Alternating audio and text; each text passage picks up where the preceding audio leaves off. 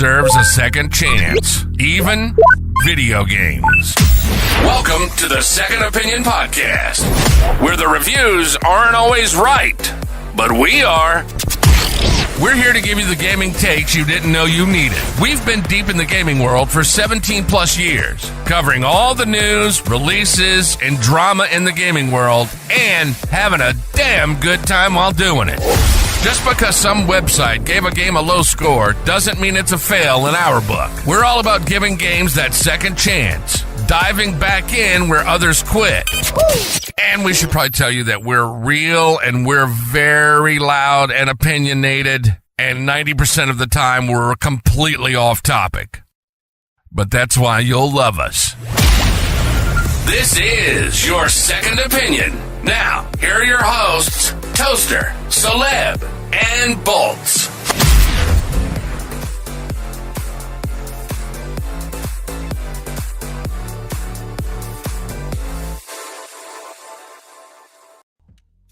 What's up, guys? Welcome back to another episode of the Second Opinion Podcast, episode number 371. Please get that penis off of your screen, Bolts.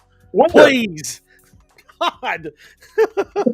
Oh, my bad. So it is I, Celeb, and I'm joined by the one and only Old Man Bolts. Happy holidays from us at Cinelinks and Second Opinion Pro. Very excited to be back on the podcast, trying to get everything lined back in and get things started once again. We've had a little bit of time off, and it was much needed time off, but we're back. And in this episode, we're going to be discussing some Black Friday deals, Game of the Year nominations, Sony possibly buying KadoKawa, which is a partner company that owns Elder Scrolls and From Software, Elder Scrolls, oh my God, Elden Ring, From Software and all that other stuff, and much, much more. So before we get into that, first off, I just got to say again, I love our new intro, bro. Man, it's so great. That guy did, perfect. It was exactly what I wanted. It is awesome. It is pretty awesome. So, of course, before we get into this great episode that we have planned out for you all. No, I was thinking about it the other day, and I was like, you know what? That intro's pretty banging, bro. You just woke up in the morning at like 5 and rolled over. I was like... You woke Dusty up, and you're like, hey, I forgot to tell you. I was like intro is really... You're like, that intro that Kayla got made is super sick. She's like, did you just fucking wake me up to tell me that? Get back to bed. Yeah. So, Bolts, what you been gaming? Black Ops 6. Yeah. Prop Hunt's back, baby. Yes! Listen. I look for... Oh, yeah, there it is. I found it. It is officially back and ready to go. Which I'm super excited for, super stoked for, super excited for. Yeah. Is one of me and Bolts' favorite modes, especially in World War II. It was so... 100%. And Dusty, my wife, absolutely loves it. She loves watching me play it. Yeah. She loves watching me run as a bucket, and everybody just run around, and then I'll be sitting there as a bucket, and then you'll see a wall just sprinting across the screen, and 3 guys chasing him. It's the best time in the world. It's the best. It's the best time in the world. Black Ops 6, and since I've gone back to my comfort game multiple times, which is Cyberpunk 2077. Oh man! Yep, I've downloaded it today. Yep, I'm playing back through it as the female V. And let me tell you something. I don't know what it is, but the male characters in video game voice actors are good. Some of them are really great. But more often than not, the female voice actors are just awesome, knocking it out of the park, bro. And the V female version on 2077 is just, she's great. It just, I don't know what it is. It just meshes well better for whatever reason. It's just like It's like wiping your ass with silk. It's great. If you're the voice actor out there for Cyberpunk, that's definitely the review that you need right there. Like, she's so great at her job, it's like wiping my ass with silk. I'm just saying. But yeah, man, it's weird. I just re-downloaded Cyberpunk. Somebody actually posted online earlier on Twitter and said, I think a really perfect statement. They were like, if Cyberpunk, in the state that it is now, if Cyberpunk launched 3 months ago, it would have been no ifs or buts game of the year. Oh, fucking yeah, bro. I'm like, oh, yeah, dude. Not a question. I mean, not even a question. But gaming-wise, I've been playing Call of Duty Black Ops. I cannot, listen, I'm saying this, I cannot find a fucking squad that can actually stay on point to finish the Easter eggs in fucking Black Ops 6. Like, Even which Easter eggs you talking about? Both of them. They have a directed zombie mode now to where it literally shows you exactly what to do. And I'll go in there and I'll show people. I'm like, okay, come on, let's move over here. I have my mic on. Nobody has mics at all. I get to, in Liberty Falls, I get to round 19 the other day. We get to the very end of the game. And I packet punched like 3 times. And I thought, I even used all my gobble gums too. Like I gave everyone, Not your gobble gum. Yeah. I did Perkaholic to where like every player that I'm in my squad gets every single perk. I'm doing all this other shit, helping the team out or whatever else. Then 2 of the motherfuckers just leave in the middle of the match. So it's just me and one other guy. And that other guy just like, he's running around with a fucking bat. Like on round 19, hitting these zombies. So then I'm like, I play the I can't even remember the name of it. Terminus, I think. I play the other map. Yeah. I get all the way to the end. We kill the main boss, and then there's one other section that we have to go to, and this one guy ends up like throwing some grenade thing or whatever else. Nobody can see what's going on. Then he throws like 2 smoke bombs, and like our visuals are completely like you can't see anything. And there's a whole horde of zombies right in front of us. I die. I lose everything. I was like, all right, I'm done. I am done. But I've been knocking it out of the park in multiplayer recently. I've been playing a lot of multiplayer. Also, so Dynasty Warriors. So I totally forgot there's a new Dynasty Warriors game coming out. I've never really been into Dynasty Warriors, but Dynasty Warriors Origin is supposed to be coming out next year. Yeah. And there's a demo out that came out on the 22nd. And bro, I'm not gonna lie, dude. Like that shit it's tough, but man, it is a really, really great game. And you'll be proud of me, Bolts. I played it with the audio set on Japanese and the subtitle set on English. That's a lovely lad. It was much more enjoyable than the English audio. Absolutely. And then lastly, I have been playing Madden. I've been playing my franchise. So I have like 3 franchises going on right now. I got the Dallas Cowboys with Lance as a quarterback. I cut Dak Prescott. Mike McCarthy got fired, and I'm like 10-0 right now.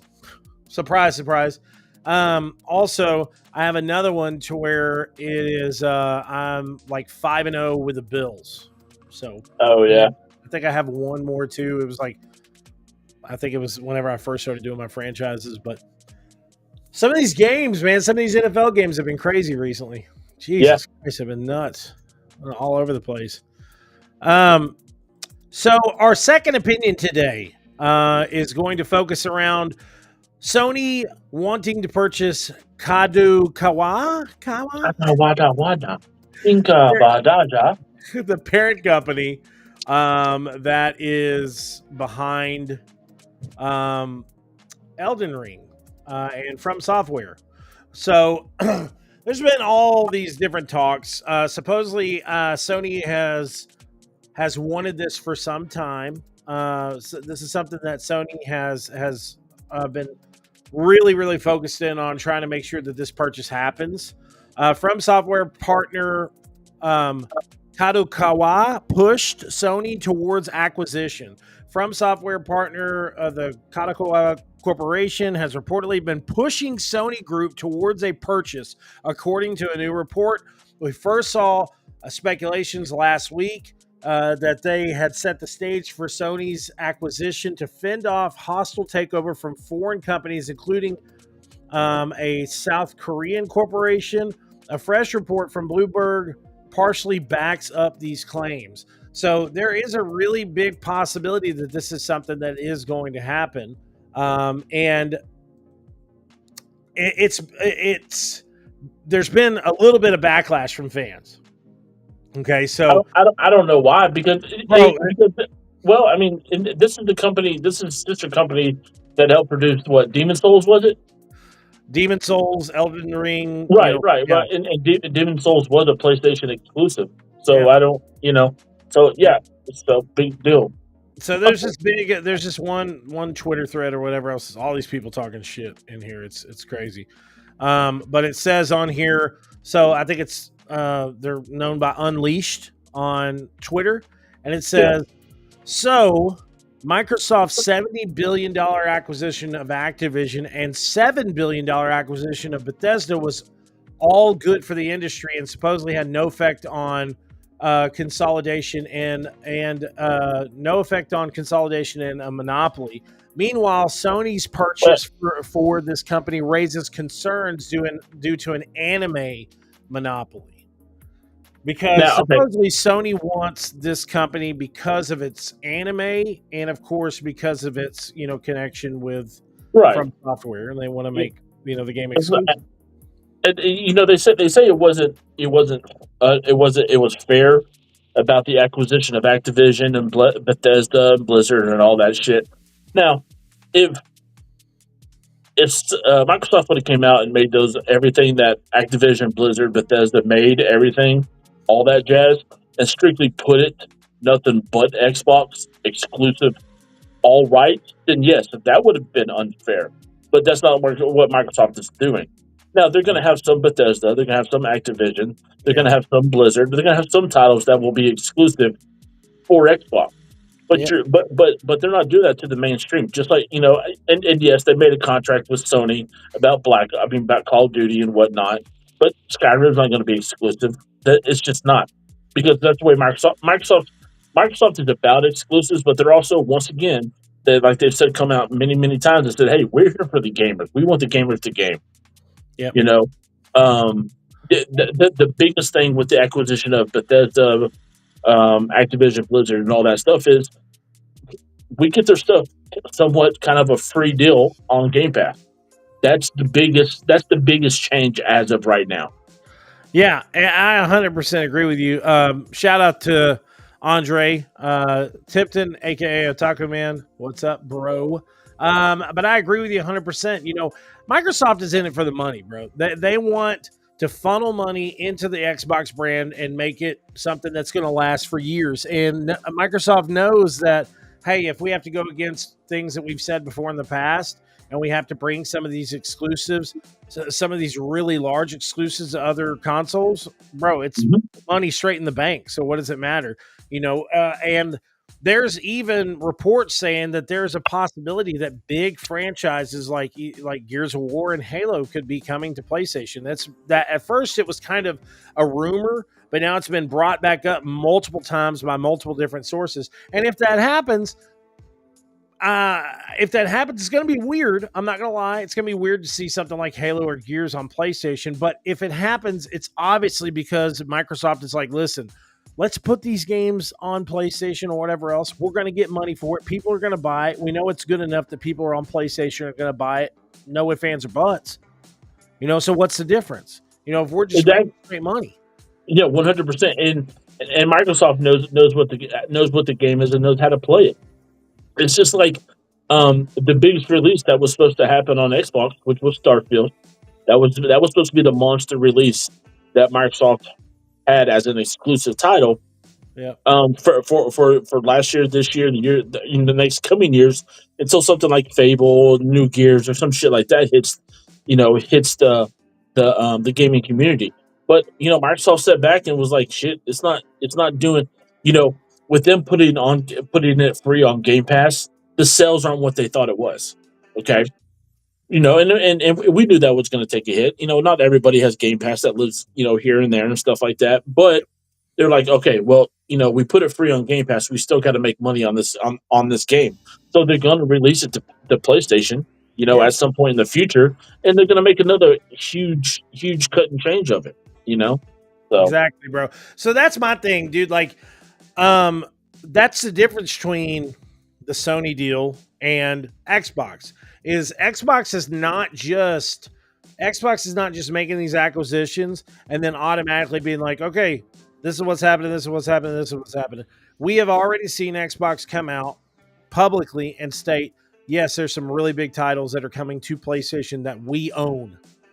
And then now there's even more reports coming out that more big titles that Xbox owns that would be exclusives are coming to PlayStation. There will be some exclusives that you can only play on Xbox, or it'll be timed exclusives to where they're like, it's going to be 100% on Xbox for the first year of it being out, and then we'll bring it to PlayStation. Exactly. But, the market is healthy enough that if these people really want to play these games, they're going to buy them.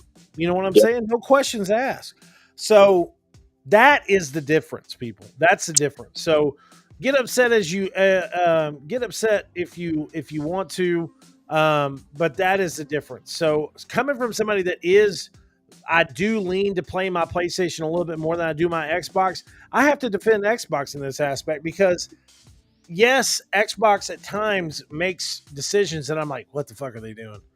You know what I'm saying? Especially whenever they're putting out a console that's like, hey, the Xbox Series X is the most powerful console we've ever made. And then a year, 2 or 3 years into its life cycle, they're like, oh, well, you can play Xbox on your Fire Stick.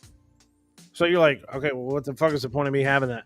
And then they announced the other day, now after I told you that, like they announced the other day, it's like, oh, well, by the end of the year, beginning of next year, we're going to bring out 100% support to where like you could play your own games through the cloud gaming. And I'm like, on Fire Stick. And I'm like, okay, so this is something that they're wanting to do. It's not something that they're able to do right now, but it's something that they're working on that they plan on having, 100% within the next year. Exactly. So this is where they're moving. We've been talking about this for years. This is where Microsoft is moving. They want to have Xbox everywhere. Okay. So they want to have Xbox on every single TV. I bet you $100, dude. Like this is just the tip of the iceberg with the Samsung deal. Like every Samsung TV that launches from this point on that has some type of contractual obligation with Xbox will have an Xbox app pre-downloaded onto its system to where you could just sign into Xbox and just start playing right when you get your smart TV. Yeah. Why would you not? You know what I'm saying? So that's what Xbox I agree, bro. I agree.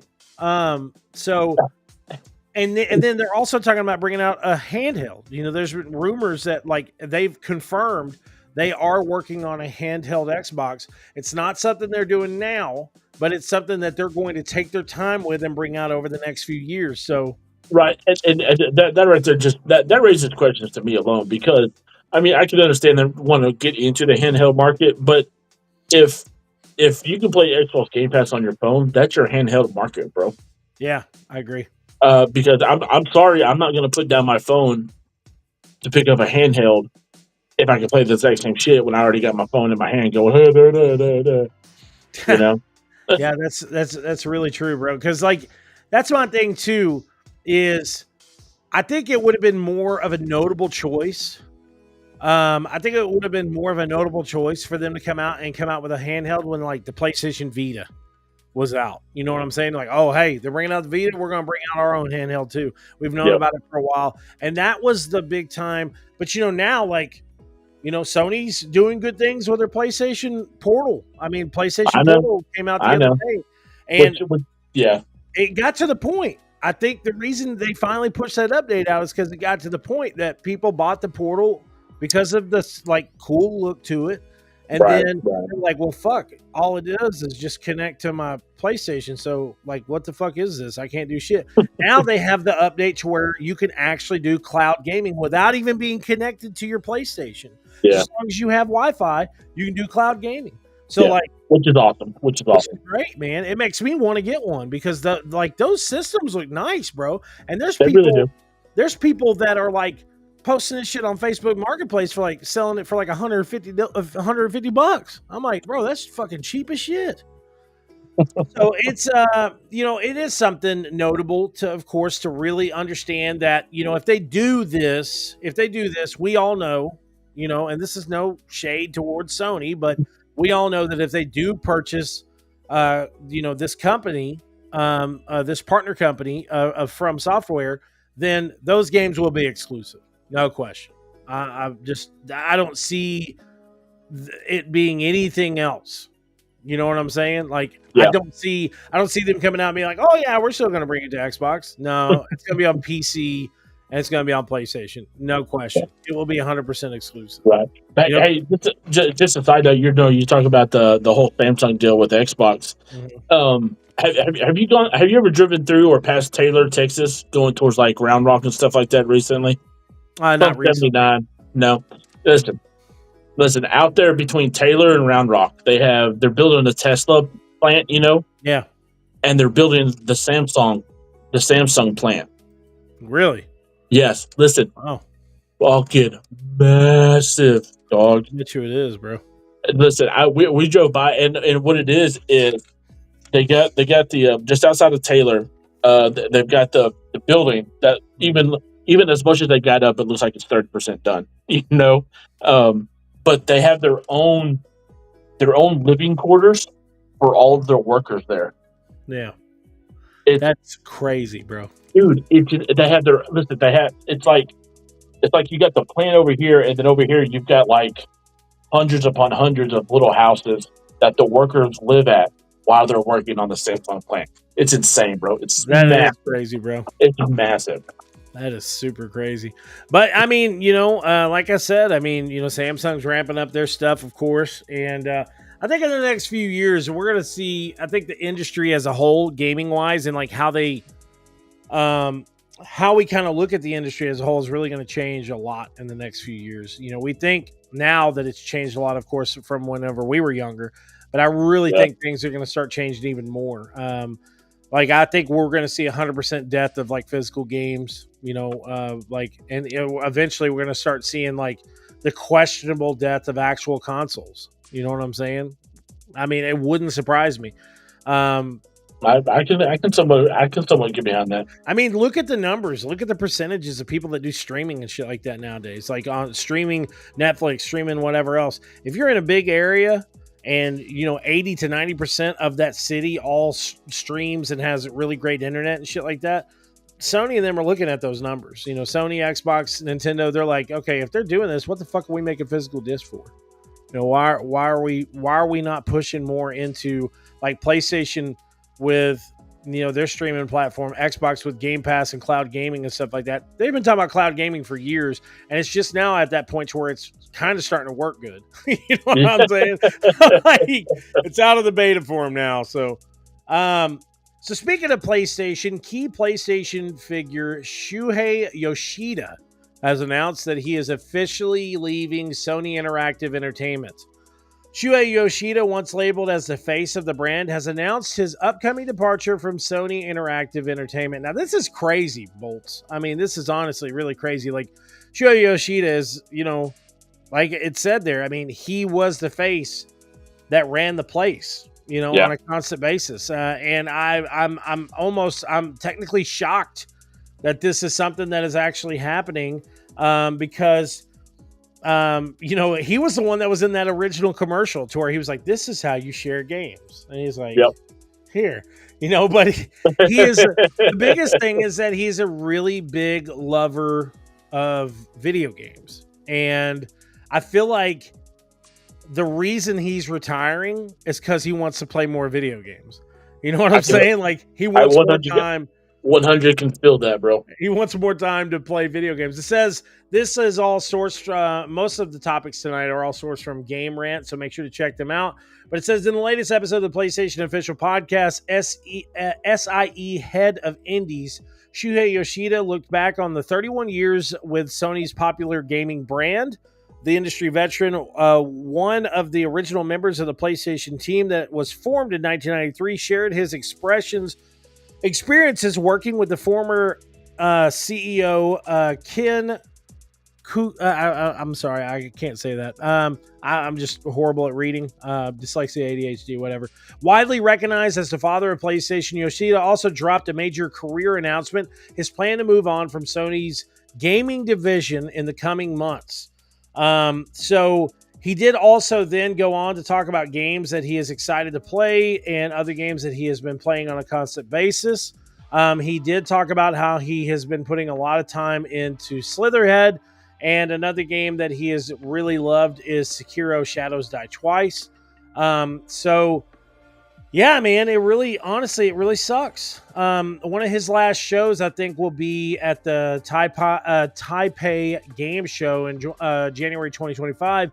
Okay. Aside from going to these affairs, the PlayStation veteran admitted that he has no other plans at the moment and will likely just enjoy his free time. So big shout outs to him. I mean, one of the greatest dudes in the games industry, somebody that really loves games, somebody that really loves indie games as well, and really kind of took Sony to where they are now of actually giving a good feature-esque aspect of indies, because before there wasn't really a big love of indies. Xbox was the indie house, you know what I'm saying? You would always see all those indies on Xbox, but he really kind of brought it out to where it was, to be honest. So really great guy. That was just something that I had to bring up, and it's kind of sad to see him go. And then, of course, next, terminally ill fan plays and praises Borderlands 4. A terminally ill a fan of Gearbox's legendary FPS series was able to play Borderlands 4 ahead of its planned 2025 release. So this is sad, but at the same time is really great, because the fact that they actually, granted him, time with the game is fantastic. But it stated that he had some really great things to say, of course, about Borderlands. He said that it was an amazing experience overall. Let me pull up the exact quote of what he had said. So it says that his name is Caleb McAlpine, and it says, according to a updated post on Reddit, McAlpine's dream came true as Gearbox flew him and a friend to Gearbox headquarters in Frisco, Texas, to give the game a try, as well as meeting the developers and Pitchford himself. So we got to play what they have for Borderlands 4 so far, and it was amazing. I don't know if I will be around when the game comes out, but I just know I want to say thank you to all of you for all of your love and support and helping this, making this happen. It was a truly amazing experience.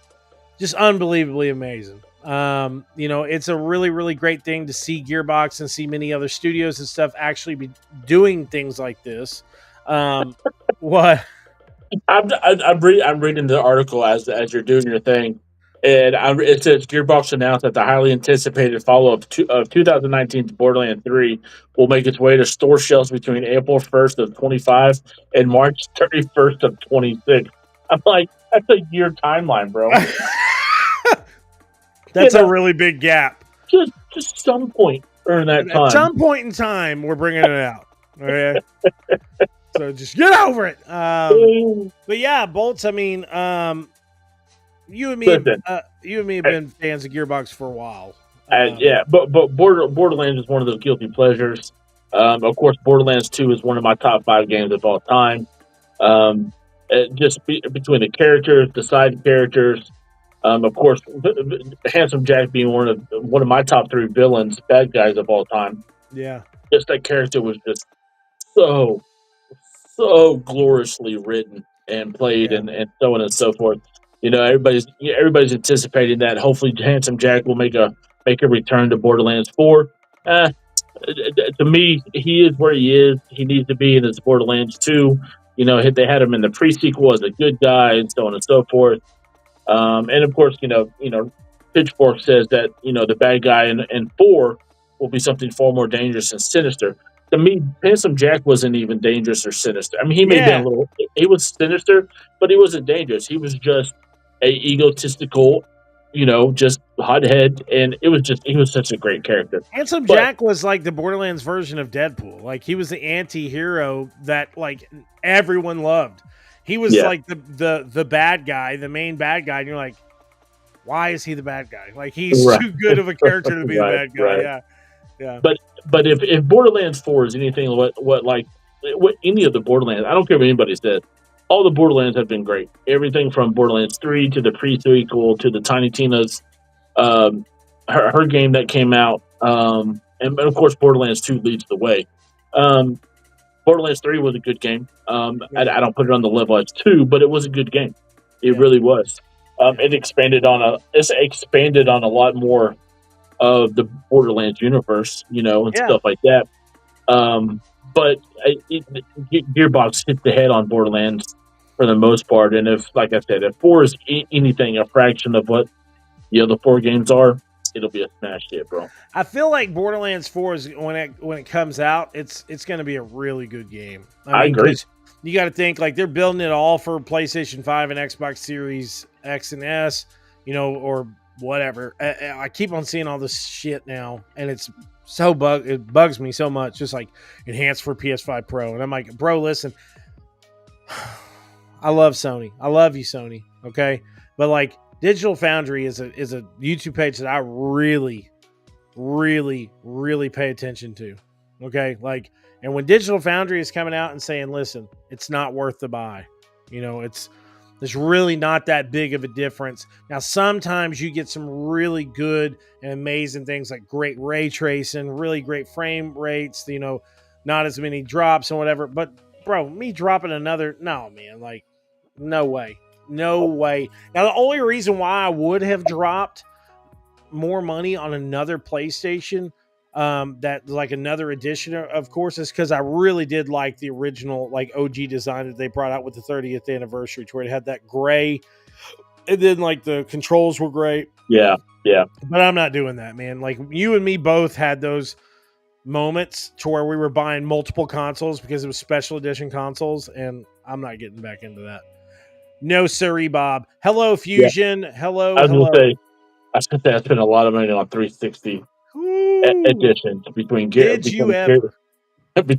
of War and a Star Wars console and the Halo 3 or 5. I don't remember which edition it was. But yeah, it was some money, man. It definitely was a lot of money.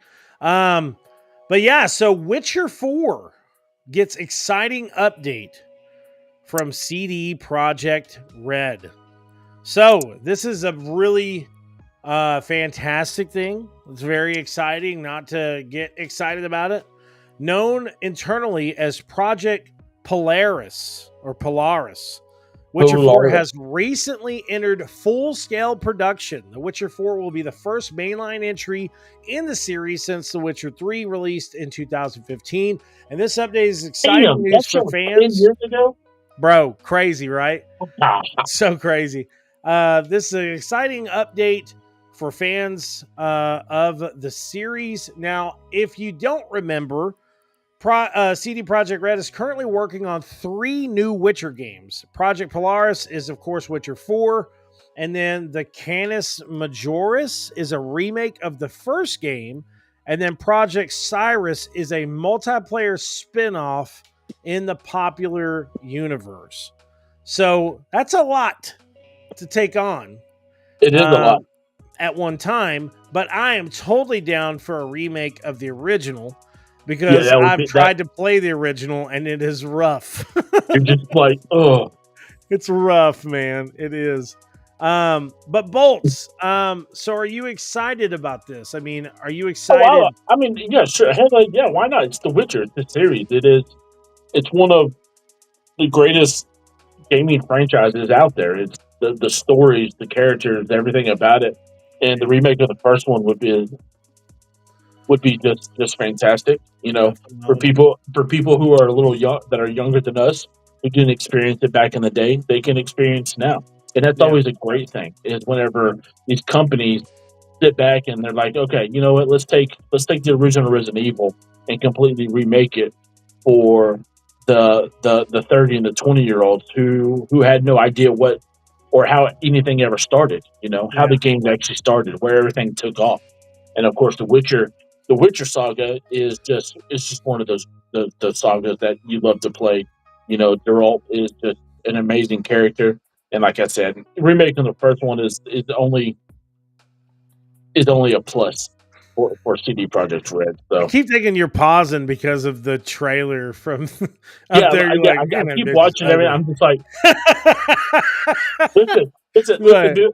Hey, before she zoomed off into the barn, she went a little nip sip. You see that? Yeah. I'm like, hey, man.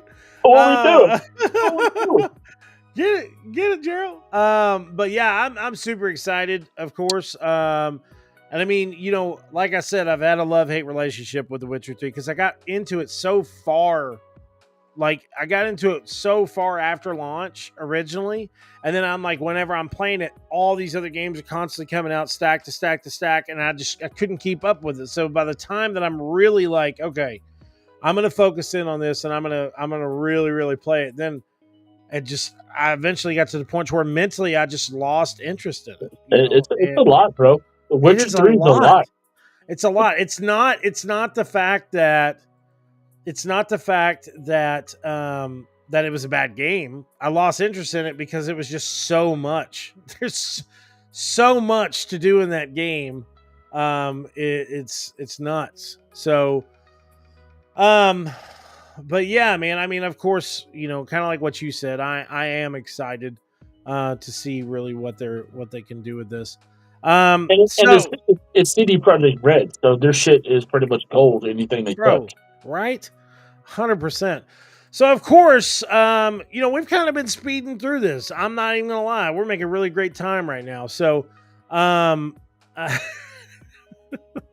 was like, I don't care. Doing our thing, bro. Just doing our thing. Chatting up video games. Cineleaks Game Award nominations have been released. Let me see what y'all put up in this shit. Now, hold up, listen. So the Game Awards are happening on December 12th. You didn't even put Boom Kong on there for Game of the Year? What is wrong with y'all? Who made this list? I made it. Yeah. All right. I need to be part of the website. Did you even... Bro. All right, so Game of the Year nominees. We got Game of the Year 2024. We got Astrobot. We got Metaphora ReFantazio. We got Final Fantasy VII Rebirth, Silent Hill 2, Dragon Age The Veilguard, Dragon's Dogma 2, The Legend of Zelda Echoes of Wisdom, and Warhammer 40,000 Space Marine 2. Listen, I don't think exclusive should be Game of the Year. I'm just saying. Where are you kidding me, bro? No, what? Are you kidding me? No, the reason. Hold on. Not because I don't think. Because only half of the people can play it. Okay, so what about all those years that like Halo and Gears got Game of the Year? I don't think. Listen, No. I still don't think it should have happened because only Xbox people can experience that. I'm not saying I agree with you. I agree with you to an extent. At the same time, I don't agree with you. I know you don't. So, best game direction. We got Kunitsugami. Hold on. What is your game of the year, bro? Out of that list, we don't know yet. It's a voting platform. No, what is fucking on your fucking idea, bro? Who do you think it is? Oh, who do I want it to be? Yeah, just give me a name. Man, it's a hard choice, honestly, dude. I'm gonna throw something at you. I don't. Listen, I loved Astrobot. I really did. I thought it was a really, really great game. That's what I hear from everybody. But I feel, in my heart of hearts, even though I haven't played it, I feel like Dragon Age The Veilguard deserves it. Really? Yeah. It's across the board. It's just, overall, from what everyone is telling me that has played it, it's the best BioWare game to come out since like Mass Effect 2. So I'll be there. I've heard really good things about it, dude. Okay. What about you? What's your game of the year out of this list? And of course, I've played out of this list. I've only played 3 of them. No, I played Warhammer, Dragon's Dogma 2, and Dragon Age. And I really listen. Dragon Age was great. It was good to me.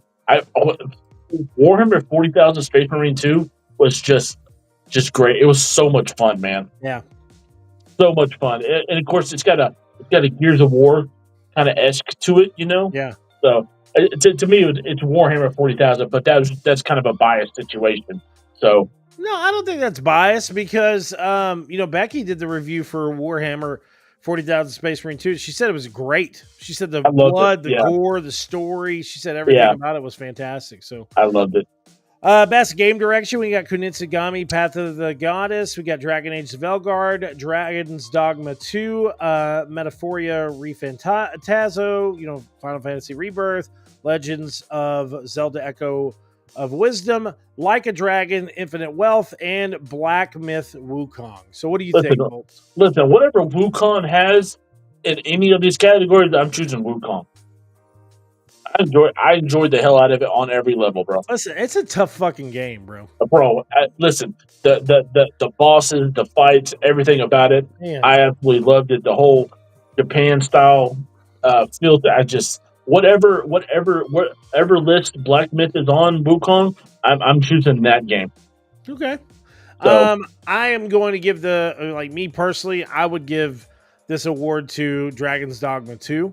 Really love that game. I thought the game direction and overall direction of just like story, graphics, everything about this game was just a fantastic game. So that's just me. Best art direction. Legend of Zelda, Kunitsugami, Animal Well, Elden Ring Shadow of the Erd Tree, Senua's Saga Hellblade 2, Paper Mario The 1,000-Year Door, A Ranger, a role puzzling adventure, and Thank Goodness You Are Here. What do you think? So I've already played one of those games, and that's Senua's Saga Hellblade 2. So I'm going to go with that one. Okay. I have to say that I feel the best art direction would, me personally, from what I've played, Kunitsugami Path of the Goddess. But if you do get a chance to check out Thank Goodness You Are Here, I definitely think you should check it out. It's a very unique indie game, has really crazy art style, very fantastical kind of look to it. So definitely check that out. But of course, I would probably say my runner-up would be Senua's Saga Hellblade 2, because there was a lot of time and effort put into that game, and the technology they have in that game is just unbelievable. So best score and music. We got SteamWorld Heist 2, Legend of Zelda, Prince of Persia: The Lost Crown, Elden Ring, Shadow of the Erd Tree, Astrobot, Final Fantasy VII Rebirth, Dragon's Dogma 2, and Helldivers 2. So what about you, Bolts? What do you think? Out of that, I've always been a big fan of the Final Fantasy VII scores. I love the way they mesh with the fight theme and the game itself. So I'm going Final Fantasy VII. Okay. All right. From the games that I have played, it is a big toss-up for me because, of course, I've played Dragon's Dogma, Astrobot, Helldivers 2, Prince of Persia: The Lost Crown, and SteamWorld Heist. I haven't played the others. But I have to say, I've got to go with SteamWorld Heist 2. Such a unique team, such a unique game as well. And, the music was just so crazy. It was literally a full album that was 100% created for SteamWorld Heist 2, to where it was steampunk-esque music. The band is literally a steampunk band, and it was just really great music. Like, even the small little hinted notes of you just like whenever you're in your map mode, you're kind of traveling around before you get into the main missions, just the chill vibes that it gave, kind of gave you that like on the sea type feel, and it was just fantastic. So I would say that my nomination goes to SteamWorld Heist 2. Best independent game: Fear the Spotlight, A Ranger, a role puzzling adventure, SteamWorld Heist 2, Roots for Pachia, Balator, which is that that's that RPG card game. Yep. Animal Well, The Plucky Squire, Flock, Thank Goodness You Are Here, and of course another Crab's Treasure. So Bolts. Mine's another Crab's Treasure, man. Yeah, understandable. A Souls-like game that you're a crab going through the ocean, bro. Listen, the first time that I played it, when you get to that part where you're like facing off against a lobster dude, and he was like, Avasti! I was like, bro. What the fuck? This is really, really crazy. Yep. Me personally, I know this is gonna seem biased, but that's the reason why we're doing it as a voting aspect through Cinelinks. We're all the staff, even you, Bolts. I got to send you the link to it since you're part of Second Opinion. So, but the staff is voting on this. But me personally, I think the best indie game is Fear the Spotlight. Such a unique experience, very retro-esque PlayStation 1 era. And the fact that it was made just by like a husband and a wife that were in, like, bro, husband, was a former developer that worked on, Naughty Dog projects. The, wife worked on some other games, but also was one of the art leads on the new Animaniacs series. And, and then they come out with this to where it's like this retro kind of thriller horror game that has their own version of like Pyramid Head in it. And, all this, it was a really cool game, man.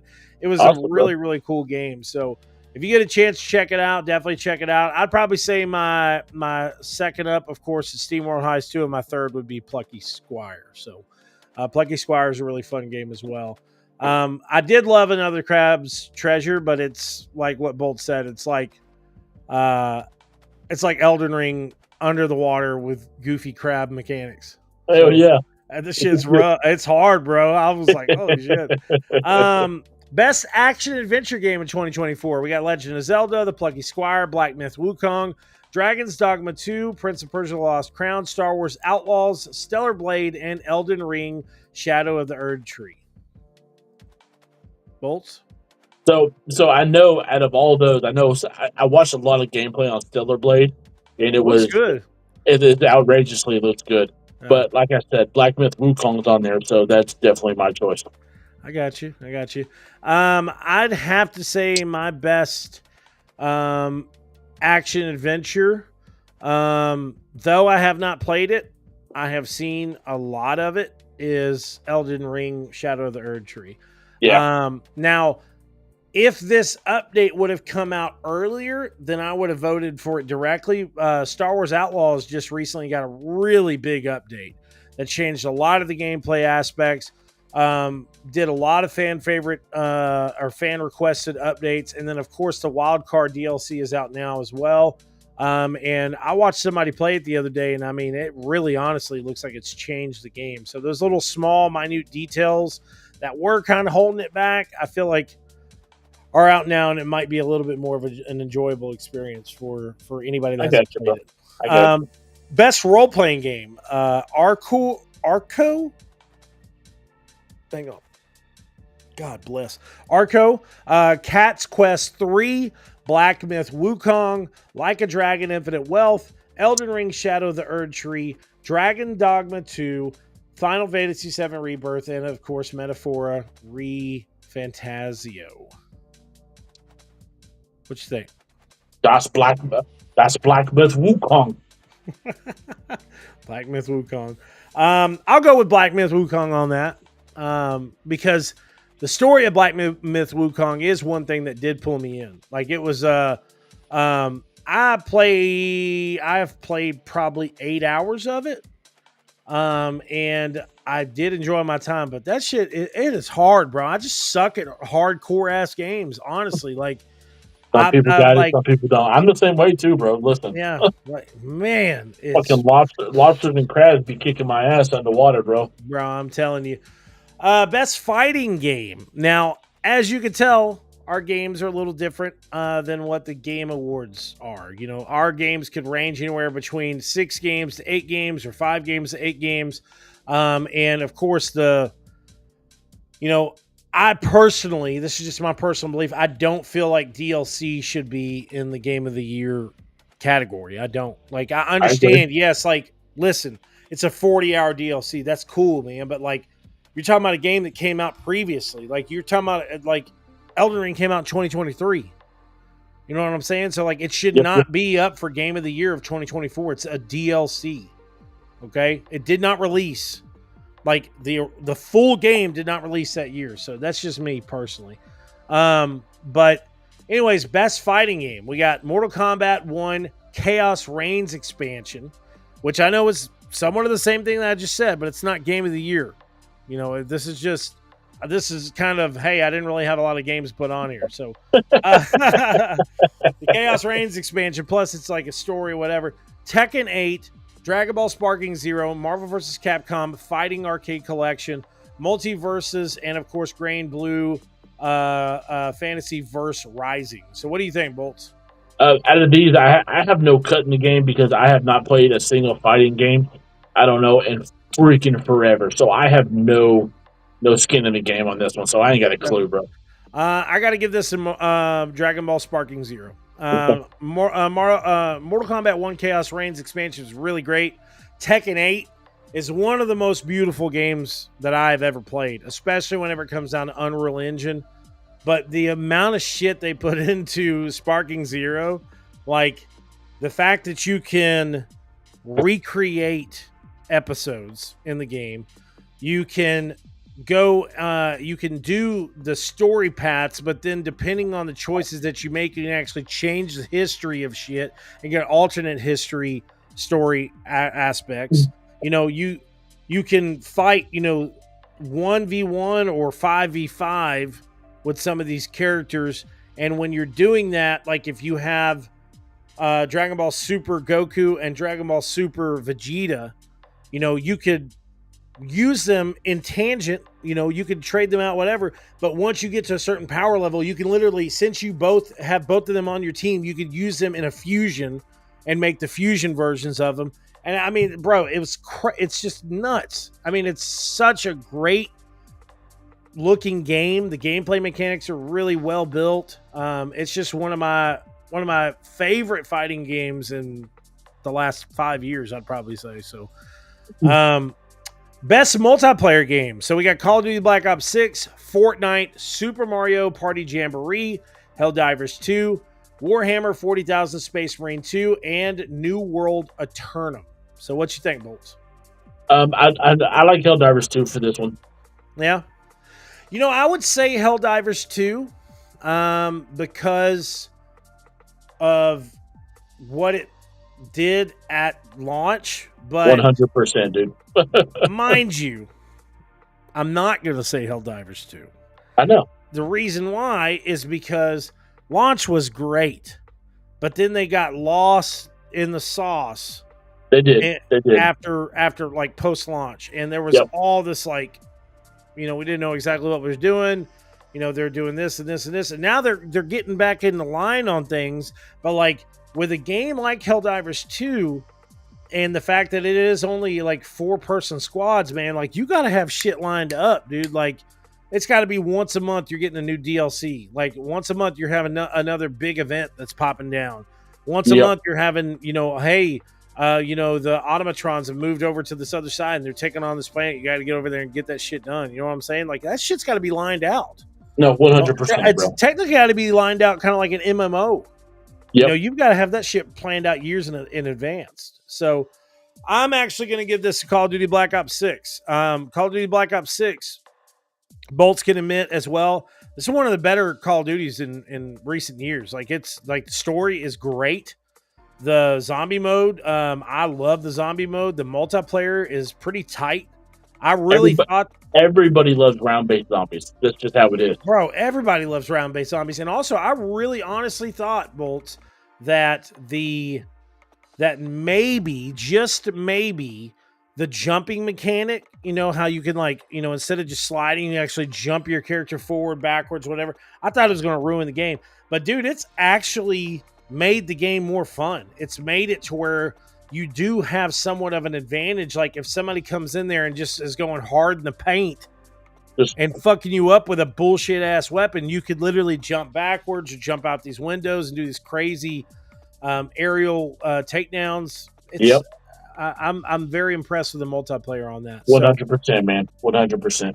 Best narrative. We got Final Fantasy VII Rebirth, Sinuous Saga, Hellblade 2, Metamorph ReFantazo, Dragon Age The Veilguard, Prince of Persia The Lost Crown, and Indica, which is an indie title that Dustin had a chance to review and said it was pretty fantastic. So, Bolts, what do you think about Best Narrative? Hellblade 2, bro. Hellblade 2. I'm 100% with you, man. They put in so much love, work, and effort into that game. It's definitely best narrative for sure. Best sports game. Now, this is one thing that irritated me about the Game Awards, bro. It's like best sports game that they have. It's like F1 whatever. It's like the soccer game. Yeah. And then it's like WWE and Madden. And I think NBA 2K25. And that was it. And Top Spin. So I think it was like 5, but EA College Football 25 wasn't even on there. I was like, what? I mean, it was literally the highest grossing football game of all time for EA whenever it launched. So what do you think, Bolts? Best sports game? Honestly, it's very hard to beat NBA 2K games because they're so... They've invested so much time because there's basically, other than of course tennis and stuff like that and WWE, that's what 2K invests their sports time on is their NBA games, and it's usually pretty on point. So I'm probably going to go with NBA 2K. Okay. Originally I did plan on going with Madden 25 on this, but I do have to say I've had a more I've really enjoyed my time in Madden 25. I play Madden 25 more than I do College Football 25. But whenever it comes down to just organic experiences, something that makes me reminisce a lot of things that I used to play back in the day, College Football 25 all the way. I really, really enjoy that game and every aspect of it, honestly. Best family game, we got Astrobot, we got Princess Peach Showtime, Super Mario Party Jamboree, The Legend of Zelda, The Echoes of Wisdom, and The Plucky Squire. So what about you, Bolts? Just because of what the information everybody's told me, it's got to be Astrobot. Yep. Astrobot 100%. Astrobot is a fantastic game. If you haven't had a chance to check it out, definitely check it out. If you're just now getting a PlayStation, of course, I suggest you play Astro's Playroom first because it is free. Comes on all PlayStations for free. And then play Astrobot. And you'll really be shocked. I'm telling you, you'll really enjoy your time playing it, and it's so great playing it when your kids are there too. My kids are obsessed with this game, so it's hard not to, like, if I go to delete it to make space, I'm like, what are you doing? Why are you deleting the robot game? Best strategy game. So we got Age of Mythology Retold, SteamWorld Heist 2, Kunitsugami Path of the Goddess, Frostpunk 2, Unicord Overlord, and Sons of Valhalla. So what you got, Bulls? As far as this one goes, I really love the Frostpunk games. I played the Frostpunk 2 first one. supposedly is great. Yeah, I played the first one. I played bits of the second one here and there. I really, really enjoyed the Frostpunk games. So that's where I'm sliding with that one. Okay. I am voting for SteamWorld Heist 2. It's the only strategy-based game that I really played this year that I really got into outside of Kunitsugami Path of the Goddess. SteamWorld Heist 2 was just phenomenal, dude. It was a really great indie title. If you get a chance, you got to check it out. Best ongoing DLC and expansion. So this is a category I feel like the Game Awards should have done. No question. It should have been something that was like, there's not a reason why they shouldn't have added all this shit in together. Okay. There's literally no reason. So you got Destiny 2, The Final Shape. You got Mortal Kombat Chaos Reigns, Diablo 5 or 4, Vessel of Hatred, Elden Ring, Shadow of the Erd Tree, Fortnite, World of Warcraft, A War Within, and No Man's Sky. So, Bolts. So on this one, I really would love Toaster's point of view, because I have a feeling that he would struggle between two of them. Yeah. But I don't play WoW. I've never played WoW, so I've got no idea about WoW. But I'm gonna go with Diablo. The all the DLC that they put out for that game here and there, and the updates and stuff like that, it continues to look like they're doing an exceptional job. Yeah. Yeah. Well, I'm going to tell you this. I'm choosing No Man's Sky. No Man's Sky. They've done such an amazing amount of work on this game since it's originally launched. The turnaround on that has been outrageous. Unbelievable. The community is larger than it's ever been before. And then, of course, on Mass Effect Day the other day, they had the Normandy pop back up into the game as well. Yeah. So cool. And there's no reason why this game shouldn't win this if anybody has this in their categories for best ongoing game or ongoing expansion or whatever. Unbelievable, dude. It's really, they've done some amazing work. I think Toaster added this, or did you add this, Bolt? I don't know if you did or not. Yeah, I added best adaptation. Okay, so best adaptation is best adaptation is something that I did forget to kind of get in the perspective of that. But adaptation, of course, is TV show adaptations of video games or whatever. But we got Arcane, Fallout, Knuckles, Like a Dragon, Yakuza, and Tomb Raider: The Legend of Lara Croft. So what you got, Bolts? So of course I've seen every single one of these. I've watched them extensively, and let me tell you something: nothing beats Arcane, hands down. Well, let me say this. It's such an amazing animated adaptation of the League of Legends. It's just let me say this. So good. So I've heard season 2 is more visually stunning than season 1. 100%. But I'm going to tell you this. This is really going to boil your blood. I couldn't get into season 1, bro. Everybody has their fault. Now, Caleb, Bolts. My uncle Chris loves this show and is so mad at me for not being able to get into it. But I told him, I'm like, I just can't connect with the characters. Like League of Legends has never been something that I've been like, oh man, look at this. And even watching this, I'm like, don't think of it like League of Legends. Just think of this as just like an animated show. And I don't know why, bro. But a friend of mine told me that I work with up there that he really couldn't get into season 1 either. But he watched it from start to finish, and he started watching season 2, and he was like, bro, season 2 is so much better than season 1. And I was like, okay. It's fucking great, dude. I absolutely love it. I'm going to have to give it another chance. But with that being said, I got to say my best adaptation is Fallout. Bro, listen. They did such a good job with the show, man. They really did. They really did. I have no qualms about that. I guess you could even go 1A and 1B with them, but I absolutely was entertained by Arcane. So yeah, I totally understand that, bro. 100%. Well, last up, guys, the last bread of the crumble. What? Crumble of the bread.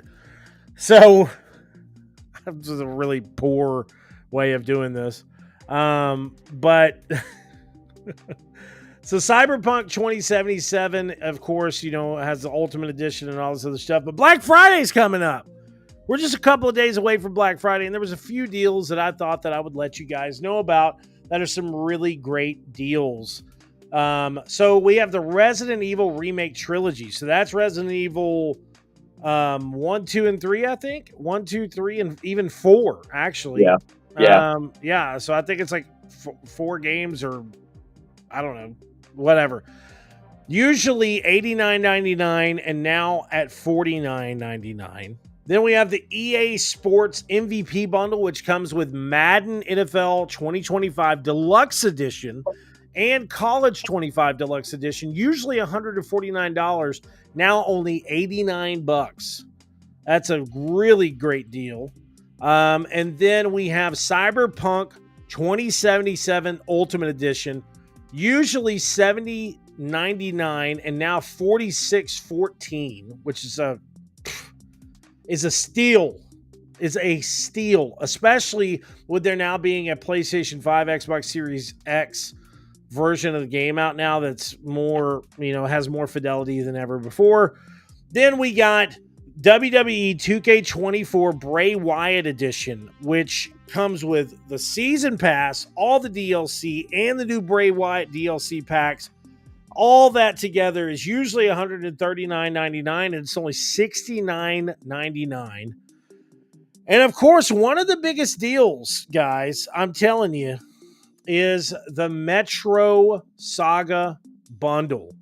So the Metro Saga Bundle comes with Metro 2033 Redux, comes with Metro Exodus Gold Edition, and also comes with Metro Last Light Redux.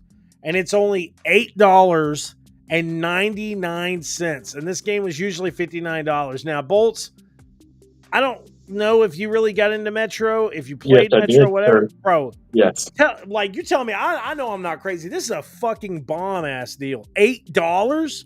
Yeah, bro. Like, man, that is a fucking saving. Like, I mean, dude, even if you didn't want all that other shit and you just wanted to try out Metro Exodus, you could get the gold edition of the game that comes with all the DLC and everything for $5.99 right now. Yes, sir. That is a mega steal. But there's all different types of other deals out there as well. So definitely make sure to remember that Black Friday the deals are pretty much really good deals are starting tomorrow online. And then remember, we also got Cyber Monday coming up as well. There's some really great deals going on right now. Bethesda games are up to 80% off. There's PlayStation games and Xbox games out on the PlayStation and Xbox store that have some really great significant savings. And then, of course, check out your main retailers like GameStop and many others to see some of those really great deals. Now, they do have one pre-Black Friday sale for the digital version of the PlayStation 5 Bolts that comes with I think it comes with a special Fortnite controller, and it comes with Fortnite as a game or something like that. And it's only $370 for a digital version of a PS5. I'm like, man, that's really a good deal, bro. Yeah. So, but anyways, guys, this has been the Second Opinion Podcast, episode number 371. I want to thank you guys so much for taking the time out tonight and tuning in. Oh, ticker. Look at that. Hey. Yeah. For $2.99, you can get Agony. That's what it should have launched at. Meat flesh. Oh, God. But there really are some really good deals, bro. Like, I saw some really great deals. The biggest thing that I do, I don't know about you, Bolts, but like when I'm looking for video game deals or whatever around the holiday season, it's got to be a bundle. It's got to be a bundle. It's got to be like multiple games in one pack or something like that. Like, absolutely. I think that while we're waiting for a second, let me see. Let me make sure that I'm right before I say this. Bro, the Assassin's Creed Valhalla Ragnarok edition, originally $100, you can get it for $10 on Xbox Live. Now that's a really good deal. That's a really, really good deal. Yeah. All right, let me see. Come on now. Ultimate Editions. That's not what I want. They have these, they got these Assassin's Creed bundles. Yeah. Creed. The Borderlands collection Pandora's box is for $37.49, originally $150. Damn. Yeah, that is cheap. And this is all on Xbox? Yeah. Yeah, that's really, really cheap. God damn. These are some good deals, bro. Hold up. 95% off, bro. Bro, like on Xbox, they got 90% off. No fucking way. Let me see this. Man, that's a deal right there, bro. Woo! They got 90% off Battlefield 2042 for a Black Friday deal.